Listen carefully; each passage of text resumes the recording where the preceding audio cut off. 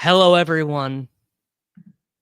I'm here with all of you in week 12. Another week where I was held at gunpoint and forced by the Cosmos to swap in cash games on DraftKings.com. I wasn't alone in having to swap in these contests.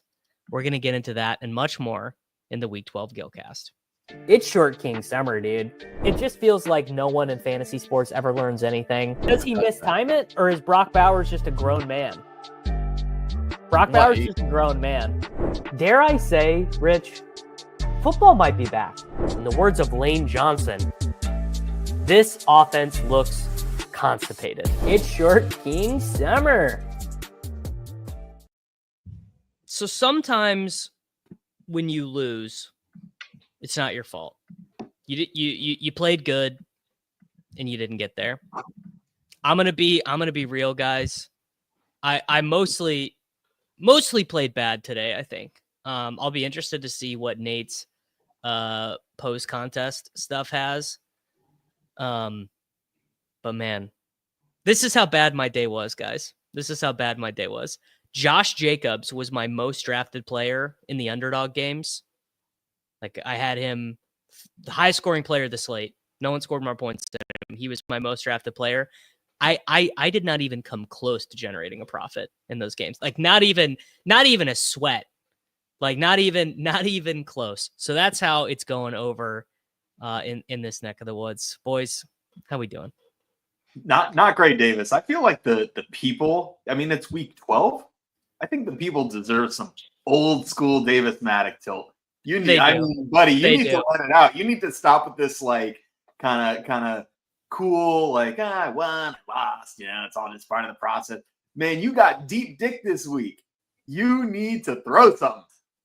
Yeah, because well, here's the thing: when you play all right and you lose, you just chalk that up to the game. When you're an idiot, you gotta wear it. When you just do some obviously dumb things, you gotta wear it. And that's before we even get to the swap.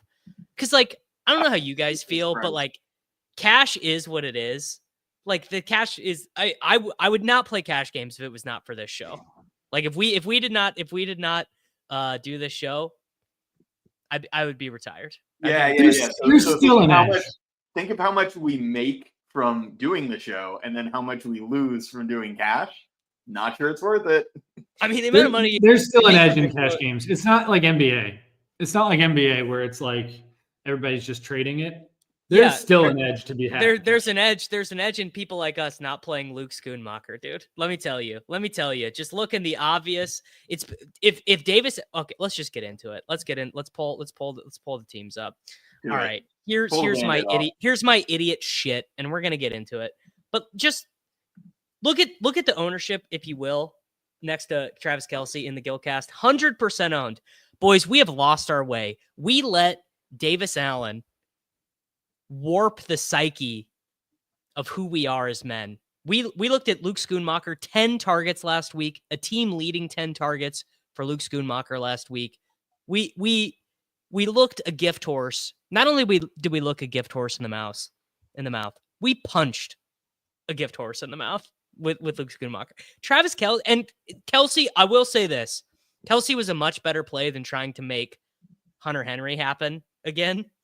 Like, Kelce was a much better play than the Hunter Henry teams. I'm sorry to the Hunter Henry people out there. But come on, guys.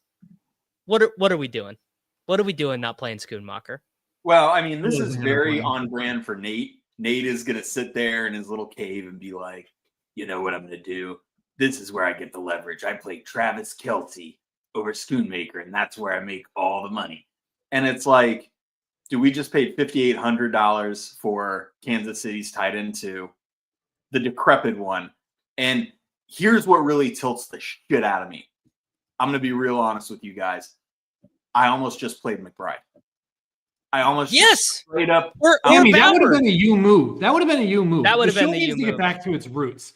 This is what the people are missing, Sammy. Sammy, you used to pull it out, put it on the table, and just come up with these Trey McBride type plays. And that's what happened to me. The old Sammy. The old Sammy. The old Sammy is like, bro, it's more of an art, bro. You take the young Verall guy who hurdles people 3 times a game over Travis Kelce, who just catches the ball and falls over. Obviously, yes. But what did I do? I looked at the projections and I said, wow, Travis Kelce is projected for like 2 more PPR points. I can't possibly justify playing, fucking Kelce over Trey McBride when it's like, obviously McBride's so much better. I don't know what I was thinking. And the SCHOONMAKER thing, I mean, Jesus H. Christ, $2,500. If there was a way, and I almost like what I considered doing with SCHOONMAKER is getting up to Nico Collins, which actually wouldn't have really done it. But that's this team right here, basically, with the Bears defense and Nico, or the Packers defense and Nico. This optimal number 9 right here. Yeah. I mean, basically just took the stone worst option, just sat around and watched Noah Gray punch it into the zone time after time while Travis Kelce just lumbered around like an extinct dinosaur. I mean, this was awful. And what happened? It made us swap. So that is that's not what made you swap. Travis Kelce is not why you swap. It is, bro. It is. Kelce is why we had to swap, because of the SCHOONMAKER touchdown. SCHOONMAKER doesn't score that touchdown and we hold. SCHOONMAKER scoring the touchdown is why we had to swap. Because before SCHOONMAKER had, I think, 6 and Henry had 10. So at least you could say, the thing I was saying in my head was, well, yes, we lose points per dollar, but at least raw points, 12.9 was still alive. And I was like, well, we're going to have a blocker, right? Because we have the blocker with Jakobi Meyers. Everyone had him. So then that means that they've got to beat you with what was the 2v2? It was and St. Brown had a shitty game. St. Brown was part of the 2v2 and St. Brown sucked. So I was ready to hold until SCHOONMAKER scored. And then I was like, well, shit, now we're dead. And my problem is that I listened to Davis Mattek. I was like, oh shit. No. Last week I should not have swapped. This week, sometimes you just get the blade. Yeah, I do actually think you guys needed to swap this week, especially after the Luke TD. The team that Sammy and I had, for the audio listeners, this is the team that Sammy and I had before at lock. This was before we swapped into oblivion. This was the last cashing team in the giant $50 double up. Anthony Richardson, Devin Achane, Kareem Hunt, Jackson Smith and Jigba, Cortland Sutton, Jakobi Meyers, Travis Kelce, Brian Robinson Jr., and the Bears defense. The last cashing team in the massive $50 double up. But when SCHOONMAKER scored, you start gaming it out and you're like, okay, how do you win? Well, you basically your players just do good, Davis, like they did. Basically, Jakobi Meyers has to outscore every other wide receiver who'd been owned to that point. So Jakobi Meyers had to 1v1 outscore Lamb. He had to 1v1 outscore St. Brown. He had to 1v1 outscore Nico Collins. Easy game. He did. Easy game. I will say this. I kept, I didn't universal swap. But I did. So I swapped in all the 50-50s and double ups. And then I swapped in a few head-to-heads that were looking sketchy. I play a lot, so it's like kind of hard to like go through. That's the thing, is that who has got the time? Yeah, so I just kind of like quick eyeballed it. So I did keep the 139-point lineup in a decent amount of head-to-heads, and it didn't fully ruin me. But man, I wish I'd just stuck, because 139 is like easy cash. Cortland Sutton smashed, JSN smashed, Jakobi Meyers smashed. I mean, it was a great lineup. Should have just stuck with the lineup. Solid. All right. Well, let's reverse for a moment. Let's try and put ourselves back in the heads of who we were this morning.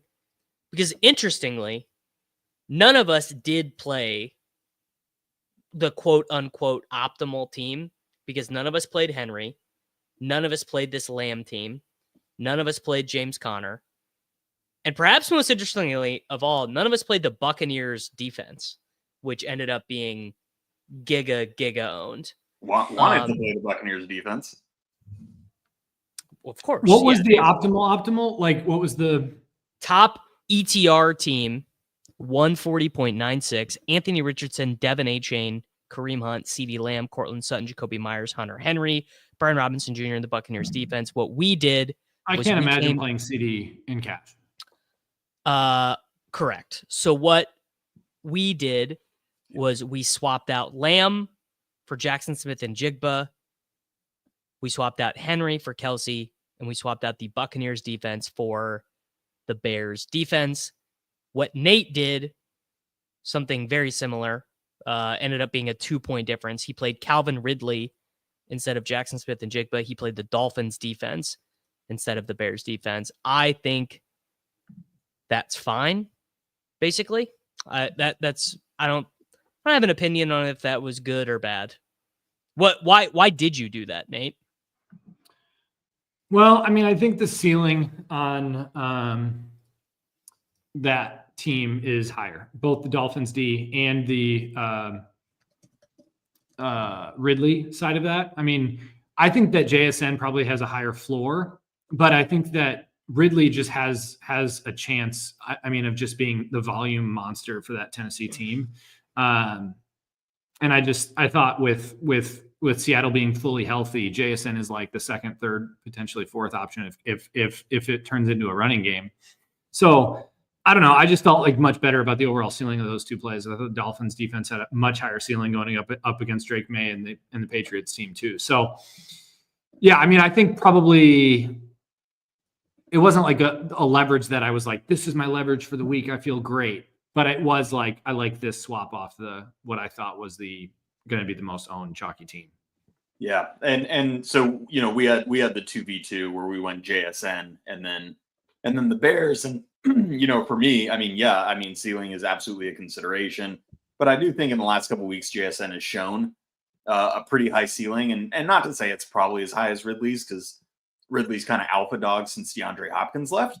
But the other part was I wasn't that sold that the Dolphins were a great play. And obviously they ended up doing really well, but it was $100 more to get to the Buccaneers. And if the Buccaneers had fit, I would have definitely done. I would have done that instead. But we're $100 short. So say lovey. Did anyone consider a different quarterback other than Anthony Richardson? Because I did not for one moment. I thought he was. I thought he was like not close. The play. Yeah, I didn't consider anybody else. Well, and just build didn't lead towards it. Like I didn't mind. There was a couple other guys that I'm like, oh, I don't mind those guys, but yeah, there was no build that I thought would have been it.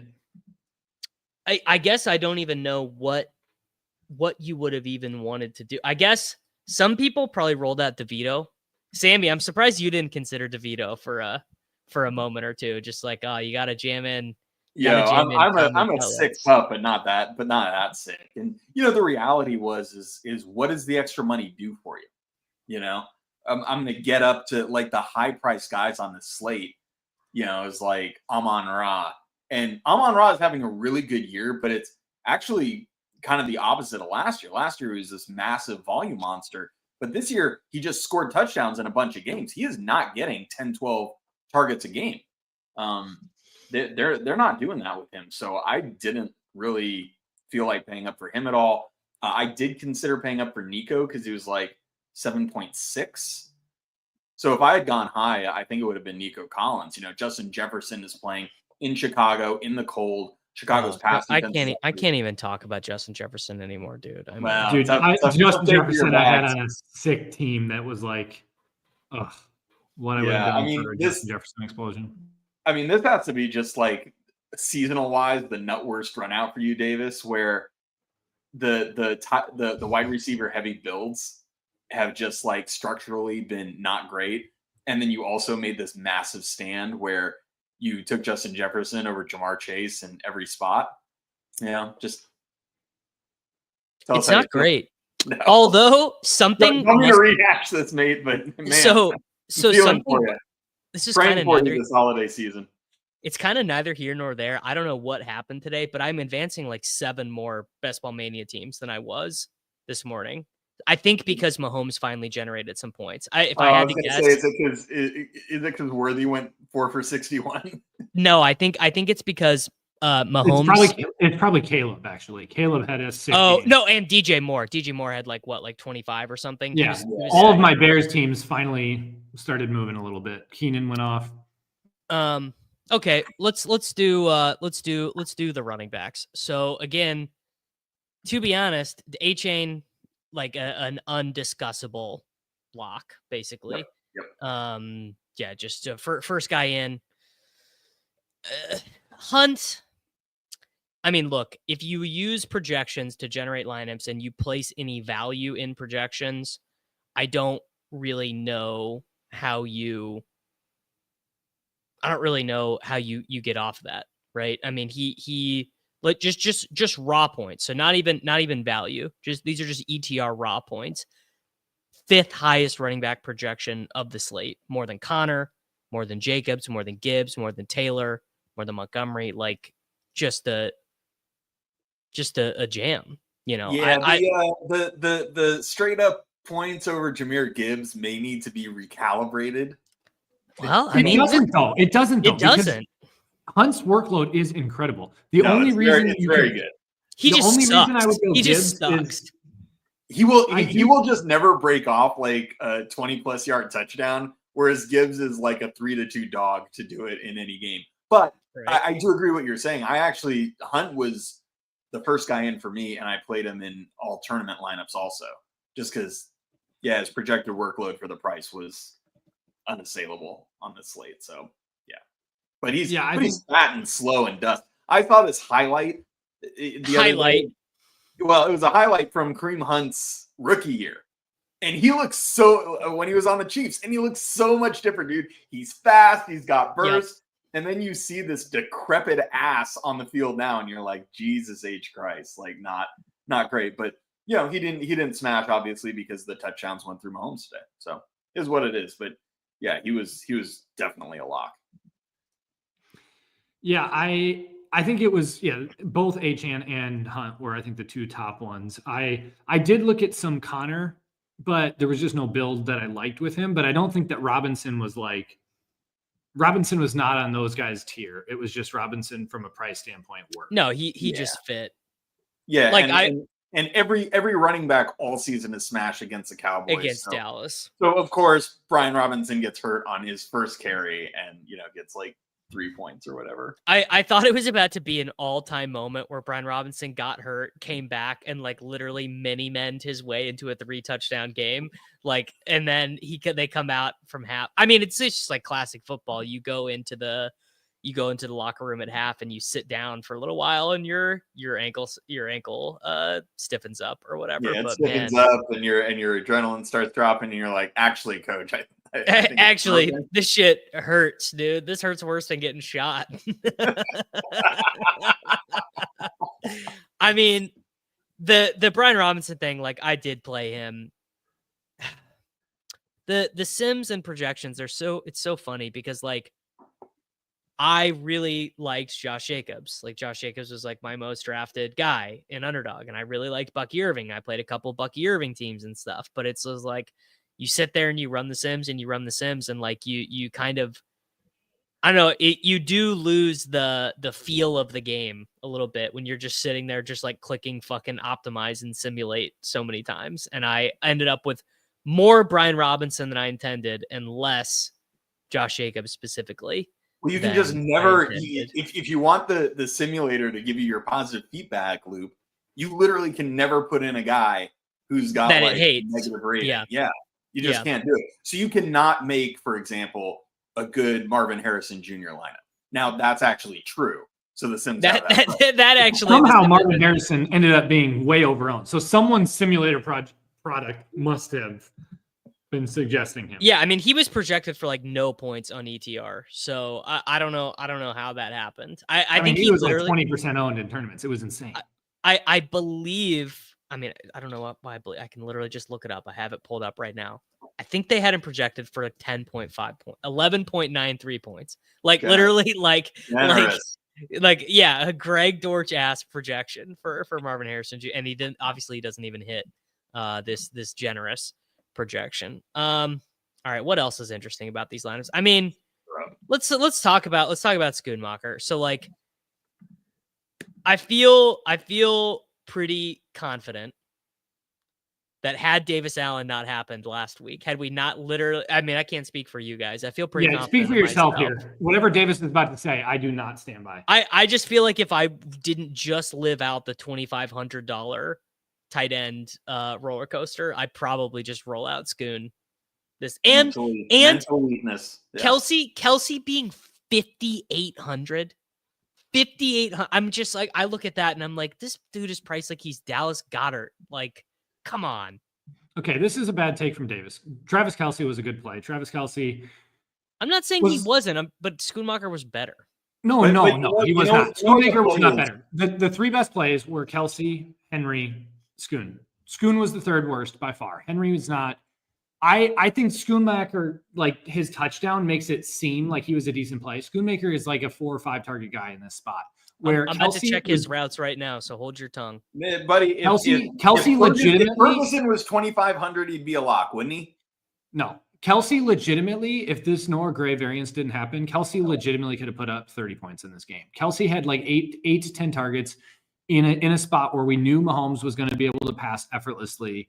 This was like the best Kansas City passing game has looked all year, and you could have projected that, and you knew Kelce was going to see probably one of his higher target shares of the season. And so Kelce was not a bad play. At 5,800, this was like a just over the long haul, playing Kelce over Schoon here is going to make you money in DFS cash. This is just 5,800 Kelce in this spot is just mispriced. Here's what's making me tilt my ball bag off, Nate. The lineup that I was close to playing was your lineup, but I play McBride and Tampa Bay. Yeah, that's probably a sharp lineup. Kelce and the Dolphins, and that would have been my alpha moment. And instead, I'm sitting here with the same lineup as Davis Mattek. Like, no offense, Davis, but Jesus H. Christ. When Kelce I get the text from you and it's, bro, we have to swap, I'm like, this is going to be a bad day. By the way, Kelce, so the second Noah Gray touchdown, Mahomes called a hot route because he saw the zero coverage, and he could have. The Kelce was right there. He could have. He could have open underneath. He could have thrown it to Kelce. And actually, one of the beat writers made this point that I am locking and saving away for later, which is like it's kind of an advanced play to make for a tight end in terms of like reading the coverage, and Mahomes throws it before he breaks. So that is Mahomes being like, "That's my guy."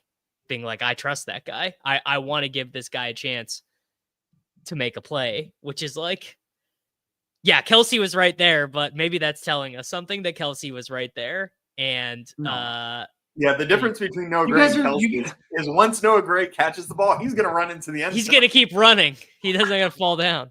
Schoonmaker got 4 targets here from a Cowboys offense that doesn't have Dak Prescott. I don't understand what we're trying to do here when the backup tight end for Kansas City grabbed 2 touchdowns and had like the game.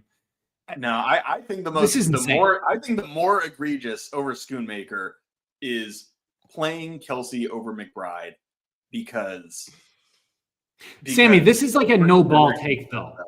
What? This is a no ball take. You would have to do quite a bit of work to any projection source to get McBride to project as good as Kelce. I'm not saying McBride was a bad no ball. Like McBride is much better than Kelce. But if you try to do these no ball takes in cash long term, it is not a winning strategy. Where I do think playing Kelce. That's why I went with Kelce. Because I do think playing Kelce at 5,800 is a winning strategy long term. No, this is why I lost, because I'm mentally weak, and I no ball, and I said no, go with the projections. Sometimes it's more of a science. No. Did you watch Trey McBride? Yeah, Trey McBride's a beast. He looked great. Yeah, he's amazing. You know who's not amazing? Dusty ass Kelce. Correct. Tight end 2 on the Chiefs. Like, what are we doing here? I mean, I think that points Kelce scored last week, it was like 2.4. I mean, come on. So like this obviously is insane, and people are like, obviously Travis Kelce's still a very good player, and could have very easily had. I mean, he could have 25 today, like without really breaking much of a sweat. If he was as good as Noah Gray, he would have. Yeah.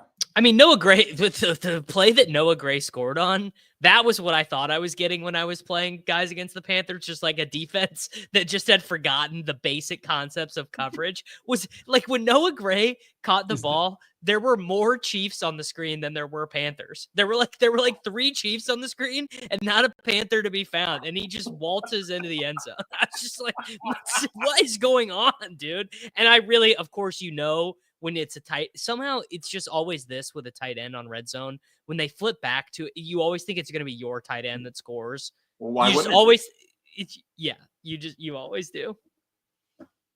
Yeah. By the way, you don't see any other tight ends on Arizona like smashing.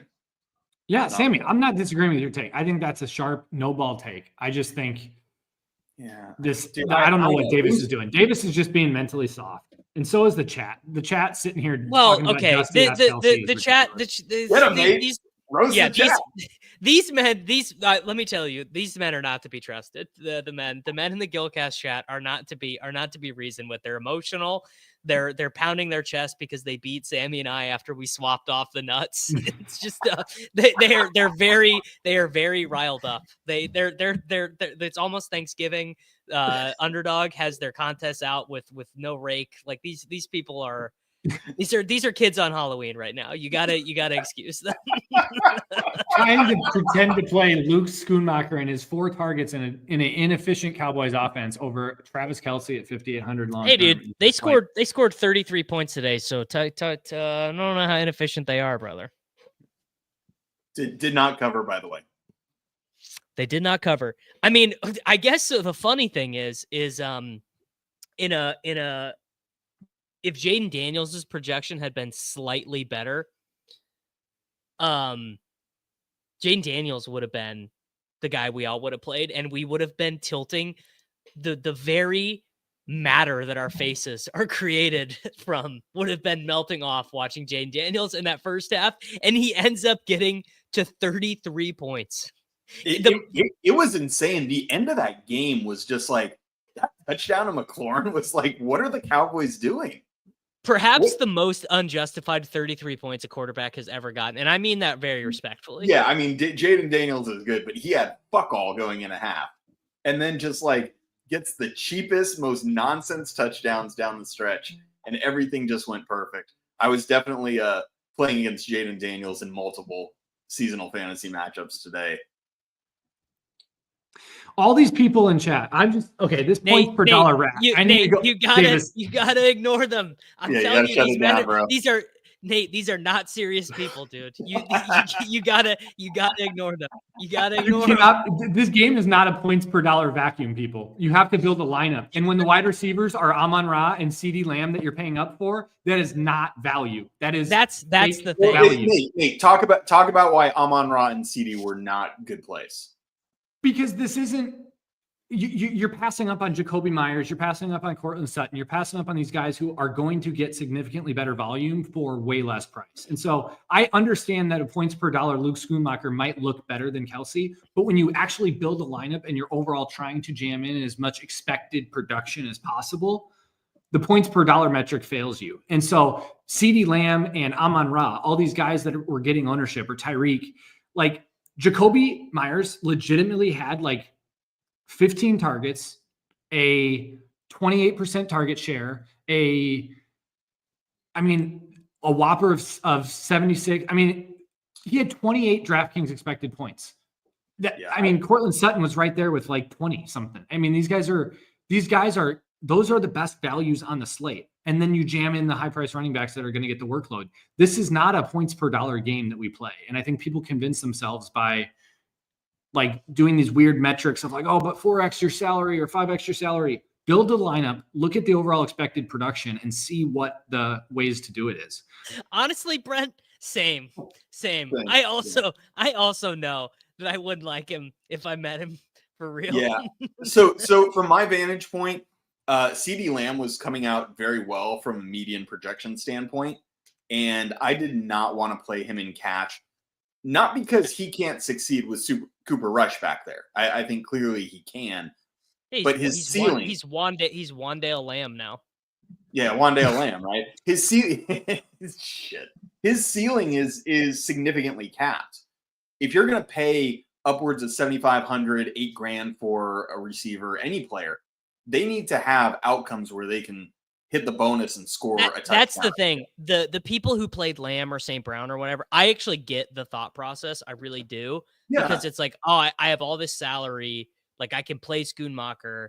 Like, it's easy to get there. But it's like, oh, you didn't really want to play those guys in tournaments. Like, that's kind of always how I think about it. Like, would I be stoked to have a St. Brown lineup in tournaments? Like, not really. Because this wasn't like a good explosion spot for him, you know? Amon-Ra has had one game this season with above 20 DraftKings expected points, and it was week 2. He legitimately only has 2 games in this entire season with above 10 targets. He is not the guy that you think he is, yet he's still priced that. And he plays in an incredibly efficient offense where the workload is not going to be there for him because there's 10 guys that the ball's going to. Montgomery, Gibbs, Laporta, Jameson Williams. And they just don't need to throw the way that they... Yeah, it's just... the Amon-Ra versus Jacoby or Sutton thing is just insane to me. Like, I get it from like a tournament standpoint when you start to consider ownership and range of outcomes, but like in cash games where ownership and stuff like that doesn't matter and leverage doesn't help you, it's just a weird, I don't know. I get the impetus behind it. I get why people wanted to do it, but I think it's long-term losing. Yeah, I thought that if I were going to play a pricey receiver in cash, it was going to be Nico Collins because Nico has the upside that that's the thing is he can get 30 no problem. No problem. And he was actually super close today. I think he had 2 touchdowns wiped off the board. One was like by a like 2 men in motion, like Joe Mixon just started like creeping off to the side when another guy was motioning, and they blew off like a 40-yard touchdown or something. Send those penalties to Alcatraz, dude. Enough of the illegal motion penalties. It's sickening. But it had like no bearing on the play. It was just like, unclutch. All right, real quick before we get to, I have possibly the worst tournament lineup ever. But that actually is it's gonna sim well. It's just very funny because I have a very terrible one, and the way you're talking about it might be the same stack. So I don't think so. It might be, but truly, and I swapped in it, so I don't even remember what I swapped off of. But anyway, let's talk about the swap. So the swap we did, we decided. I don't want to talk about it, man. We decided it was over, so we swapped off of Cortland Sutton, Jacoby Myers, and Jackson Smith and Jigba to DK Metcalf, Marvin Harrison Jr., and Romeo Doubs. To be honest, I thought this was your prototypical, like, just about as good of a swap as you could do. You've got direct leverage on the teammate. You get off of Jacoby Myers, who sure was like a good median play. He did get 25, which is so funny. But like you get off Jacoby Myers, who was the one where you're like, well, I'm kind of happy to get off Jacoby Myers anyway. Yeah, he was the subject of all our vitriol last week. Right. Jacoby exactly. Myers. Yeah. Jacoby Myers, dude. Jacoby Myers in the cuck chair. Mario Douglas Myers. It's just like right. And then Marvin Harrison Jr., who is what going to be 2% owned or whatever in cash, and like has already got the 35 points. I don't know what was he owned in the massive $35 double up, 5%. I wonder how many of those people swapped on there. It has to be at least 80%. Yeah. So again, I mean, obviously, like people don't swap in cash other than you guys. So I genuinely don't know what site it was. Someone had a crazy ridiculous Marvin Harrison projection. No, that's the phone bros, the phone shitter bros. They're the phone shitter bros. This is a great game. Marvin Harrison's due. All right, I will give you guys the option between a Geno team or a Jared Goff team to run through. Do a Goff team. I mean, everybody did a Geno team this week. That's no fun to talk through. Okay, all right. I played this Jared Goff team. I did this one this was the bigger red zone. The Jayden Reed and Christian Watson were swaps, and Marvin Harrison. For the life of me, I cannot remember who. I really cannot.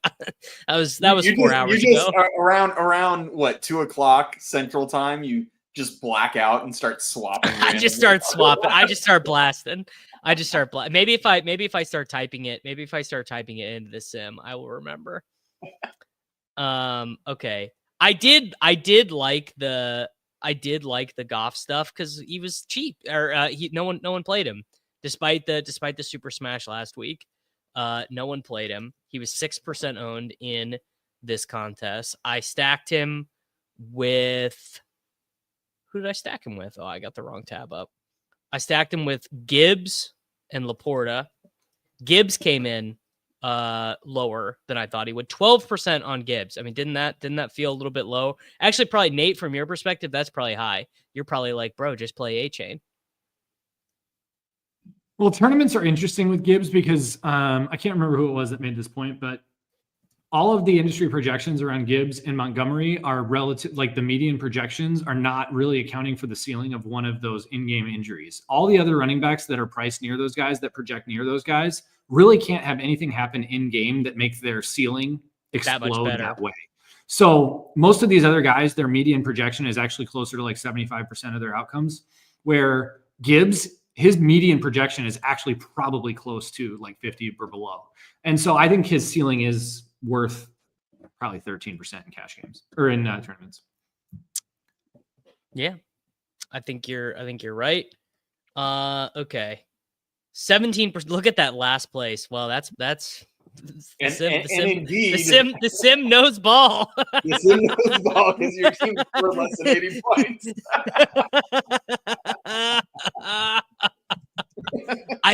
I really wish I would remember who. I probably had Jacoby Myers on this team, so I'm gonna guess it was Jacoby Myers, Jayden Reed. This might have been it. No, I don't know, dude. It was something like that. This is bad podcasting.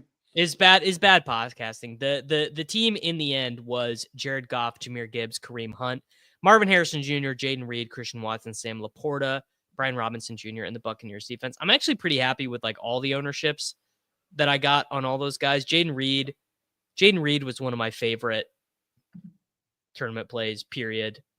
Sure. Well, was it sharp? Because every week, Jayden Reed comes in less than he should be. He's going to be cheaper. The Packers play on Thanksgiving. Yeah. Oh, yeah, that okay. Well, there you go. We're gonna go right back into. No,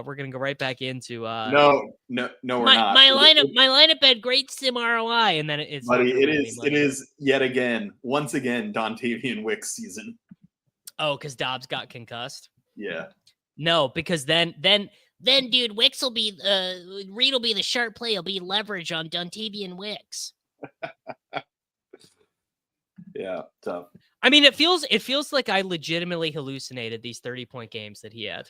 Like it feels like these 30-point games, like that was a different player. It was just a different time. Yeah. What do you mean Jayden Reed had 36 DraftKings points?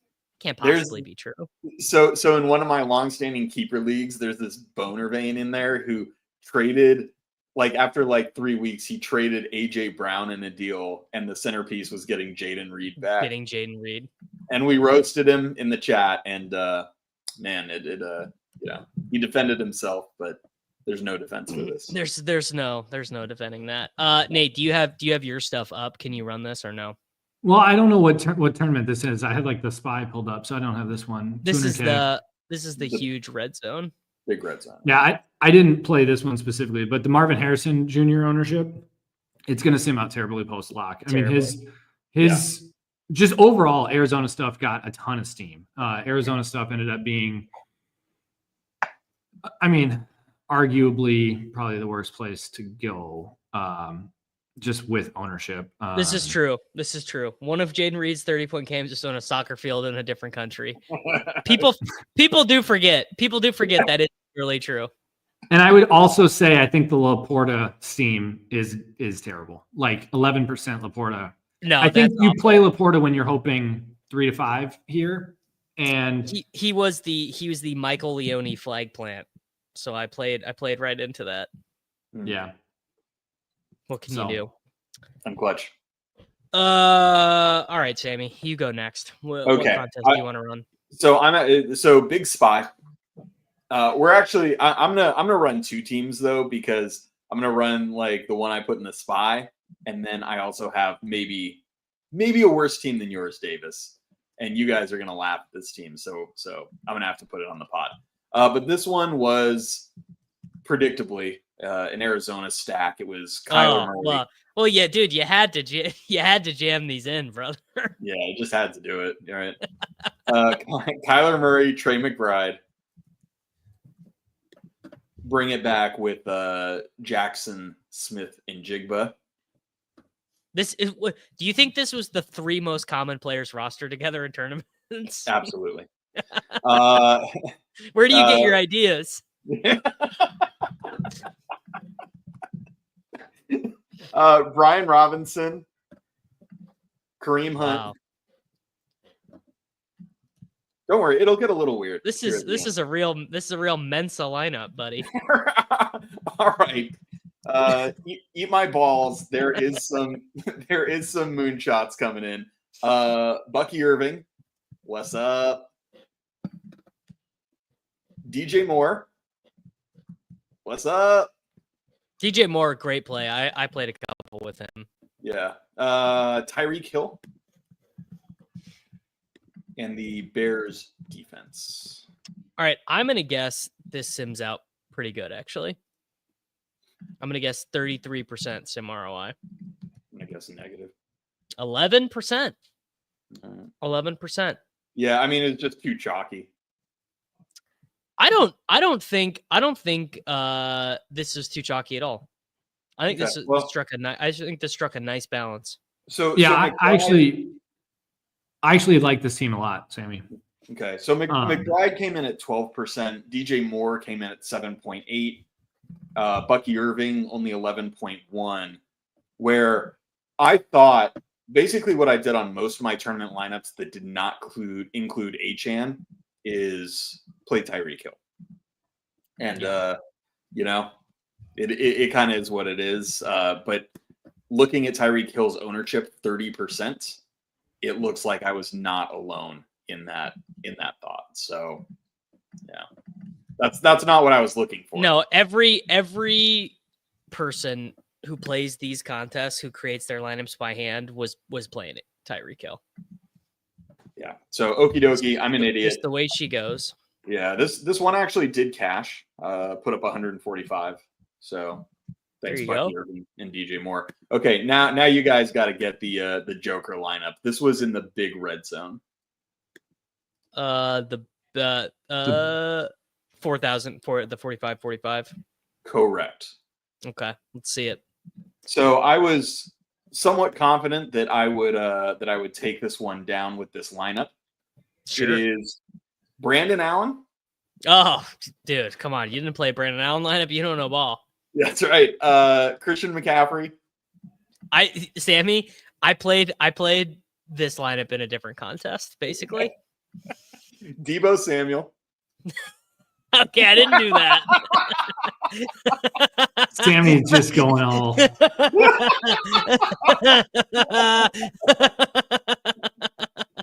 Oh man, Kareem Hunt, James Conner. Hunt and Connor. Yep. Tyreek Hill. Cortland. Come on, tell me we got. I was gonna say, tell me we got the bring back coming. No, buddy. Buddy, no bring back. Schoonmaker. Yeah, Schoonmaker and the Bucks D. It's pathetic. Josh Jacobs outscored my stack by like. Oh yeah, he did. 21.98%. 21.98%. The Brandon Allen triple. Yeah, good. Sammy, I don't hate this team as much as you'd think. No, No, I get like it's a fine theoretical team. It's just hilarious. Actually, San Francisco ownership came in lower too, so you actually got. So I bet whenever Solver uploads their post, that this thing's closer to like 60 to 70, 80% ROI. It's actually like a pretty good team when you consider ownership. Yeah, I mean, because cool. You got it. You got. I'm gonna tell my kids about that, Nate. I'm gonna tell my kids about that when they're going to community college. Like, well, you could have gone to a nice UC, but they don't tell them that ownership went your way. Ownership went your way. Yeah, because nobody's stupid enough to play a Brandon Allen, McCaffrey, Deebo Samuel stack. The thing is people wanted to play Brandon Allen, but they wanted to do it to play their other fancy plays. They didn't stack him. The thought was obviously that, Brandon Allen would throw a lot of short stuff with a lot of yak, and that's how, the thesis of the play is that Pumpkin was always that Purdy was always a pumpkin, and that and that Brandon Allen is just Nick Mullins, That's someone in my YouTube chat this morning, they told me this great anecdote that is probably not true, but I was like, wow, this is incredible. My boy right here took fourth in the main BR this morning. Shout out to him. Tough scenes for people who have not generated a top 5 finish in the main BR. But someone told me the story this morning that apparently Nick Mullins, I hope this is true, used to stay after games at Candlestick or whatever they call that place now, Levi's, put crowd noise on his headphones and run through the entire game script like by himself. Like go out there and like throw all the passes and do all the things. Like he was like that dialed in to being. If I had known that, I would have put this lineup in the SPY, frankly. No, not Brandon Allen, Nick Mullins. Oh, wow. Like basically he was saying it's not an accident that Mullins played well as the backup and the other backups have played poorly effectively. So maybe Shanahan's not who we think he is. What are the 49ers odds to make the playoffs now? I mean, they were like 25% going into today, so they're probably closer to 10%. Let me see if the New York Times chart that I use to draft these playoff teams is updated. It's probably not. All right, Nate, what contest do you want me to run? My best team was in the smaller power sweep, so it was the 1481. Yeah, 1481 field. Hey, before we put Nate's lineup in, can we dap Nate up for winning 30K in an NBA contest last night? And he shipped the Major League Baseball flagship this year. People think Nate is a donkey because you and I are so mean to him that they don't know he's actually very good. Yeah, Nate got a text from Davis. Davis is like, Nate, are you the best DFS player ever? Actually, like Nate was this close, a literal taint hair away from winning 100K. Not to rub it in, Nate, but like just to dab you up a little. Almost won 100K. There's a bucket at the end within 30 seconds. Knock him down to 30K. Never been so tilted to win 30K, but won some MLB stuff this year. Like several 10K hits. I think there was something else. Nate, you have been smashing this year. I think it's the new daddy luck. We are proud of you. Good job.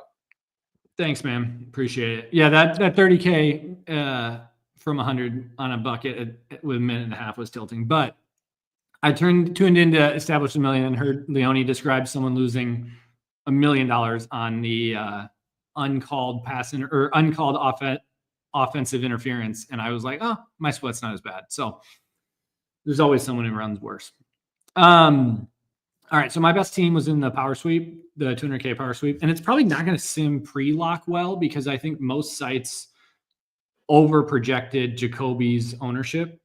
But it was a Mahomes double with Hopkins and Kelce. With no bring back. Mahomes triple with Hunt, Kelce, and Hopkins. I did some of these today. And then such a good spot. A-Chain and Abdullah as running backs. Dude. Jacoby and Sutton. Abdullah over Brian Robinson. It just took a little bit of chutzpah, and I didn't have it, and I really hate that for me. In tournaments, yeah, it worked out well. Sutton and who? Sutton and Myers. And then Texans D. So, yeah, it probably won't sim out super well pre, but I had this general sense that Jacoby was going to be way over projected from an ownership standpoint. Jacoby came in at like 12% owned, and the overall stack of Mahomes and Hopkins I thought was going to be super low. And luckily ownership went my way with Mahomes 3.8%, Hopkins 3.9%. Kelce came in at 13%. So pretty much ownership just fully went my way on this team. And then the results were pretty solid for a top 10 finish there in the power sweep. So that was my best team. Otherwise, I had some weird stuff that didn't do so hot. But I like team, man. Yeah, I like this team. I had a couple of the Mahomes doubles, a couple of the Mahomes with Hunt. I mean, it was just like, dude, like Caleb Williams had like 35 points against the Panthers. You're telling me Mahomes can't? Yeah. And that's why I'm not going to get off this Kelce thing in cash. Like it was such good.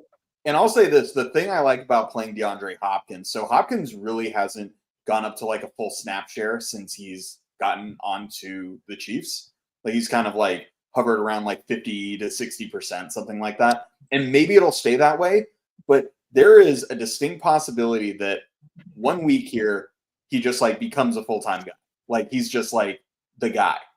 And when that happens, he was not this week. 21 routes, fewer than Smith-Schuster this week again. Yeah, hate that.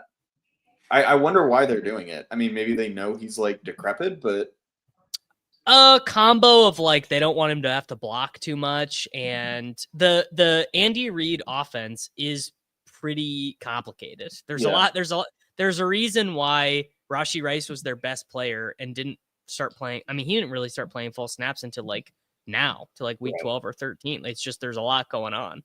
Yeah. It's kind of impressive he's even been able to get up to speed as much as he has. Yep. Yeah. I mean, overall, I thought in tournaments this week, it was, again, a game of don't play the fancy plays because they're going to get steamed. And I mean, we saw that. Like the Arizona team was just unbelievably steamed. And then the guys who didn't get steamed that were great plays and projected well, Jacoby Myers, Tony Pollard, Josh Jacobs, Kelce, Ridley, Sutton, those are the guys that nobody wants to play. Everybody wants to play the Lions, Cardinals. Who else was over-owned? Tyreek was almost 20% owned. Super over-owned, yeah. Josh Downs. Yeah, so Josh Downs. And then Schoonmaker was like 20% owned in tournaments with it, which I thought was terrible. So yeah, overall, I mean, again, just play these dusty players that project. So 20% of the field just knows ball, huh? I'm not going to get with you on this. 20% of the field just knew Schoon. They knew they wanted to make some money, so you got to play the maker of the Schoons. Right. Yeah, when you can get those 4 targets. You want to know something funny I did this week? I did play Kayshon Boutte in 2 lineups because I was like, you got to do the flop leg. You got to do. Well, you forgot to do the Jacoby thing though. So who are you tilting this week that you're playing next week? No, I played Jacoby Myers in tournaments. I just had to swap off him because all my stuff was dead. That was who I in any lineup I had that had Myers left. I was like, well, I can't possibly play a 13% owned guy who's going to get 25. I got to play a 7% owned guy who's going to get 6. That's the move. All right, guys, that should do it for us here. If you are listening on the Roto-Grinders Fantasy Football Podcast feed, we do this show live on Sunday nights on the Davis Mattek YouTube channel. We will, of course, be back next week.